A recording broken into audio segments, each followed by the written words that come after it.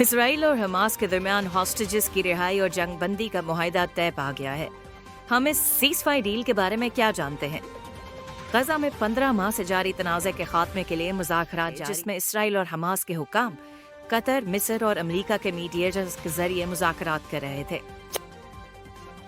قطر کے وزیر اعظم شیخ محمد بن عبد الرحمن الثانی نے گزشتہ روز ایک پریس کانفرنس کے دوران اس ڈیل کا اعلان کیا، جس کے بعد امریکی صدر جو بائیڈن نے بھی اس معاہدے کی تصدیق کی۔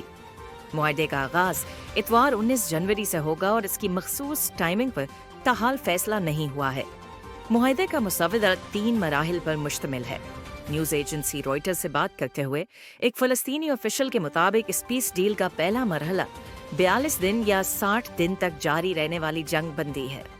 حماس معاہدے کے پہلے مرحلے میں 33 یرغمالیوں کو رہا کر دے گی۔ جنگ بندی کے 16ویں دن اسرائیل اور حماس امن منصوبے کے دوسرے اور تیسرے مرحلے پر مذاکرات شروع کریں گے۔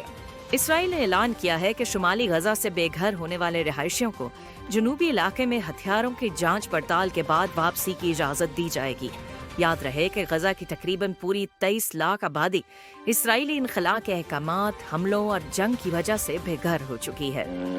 جنگ بندی کے پہلے مرحلے کے تحت اسرائیلی فوج وسطی غزہ کے نیتزریم کوریڈور سے نکلنا شروع کرے گی، لیکن فیلاڈیلفی کوریڈور میں کچھ فوجی موجود رہیں گے۔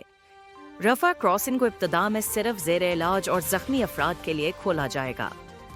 اسرائیل 1000 فلسطینی قیدیوں کو رہا کرے گا، لیکن اس میں 7 اکتوبر 2023 کے حملے میں ملوث افراد شامل نہیں ہوں گے۔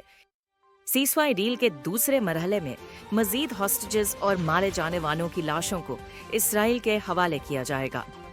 اسرائیل نے کہا ہے کہ وہ تمام یرغمالیوں کی رہائی کے بعد ہی اپنے فوجیوں کو مکمل طور پر واپس بلائے گا۔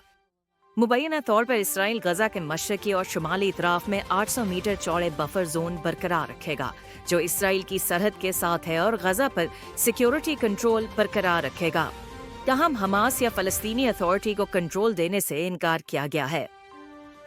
امریکہ اور متحدہ عرب امارات کے ساتھ ایک عبوری انتظامیہ کا منصوبہ زیر غور ہے۔ معاہدے کا تیسرا فیز غزہ کی تعمیر نو ہے، جو کئی سالوں تک جاری رہ سکتی ہے، کیونکہ جنگ کے دوران غزہ کا بڑا حصہ ملبے کا ڈھیر بن چکا ہے۔ اسرائیل اور حماس کے درمیان جنگ بندی کے دوسرے اور تیسرے مرحلے پر کوئی معاہدہ نہیں ہوا ہے۔ قیدیوں کی رہائی، سرحدی بفر زون اور اسرائیلی افواج کی واپسی جیسے معاملات پر تاحال مکمل اتفاق نہیں ہو سکا ہے۔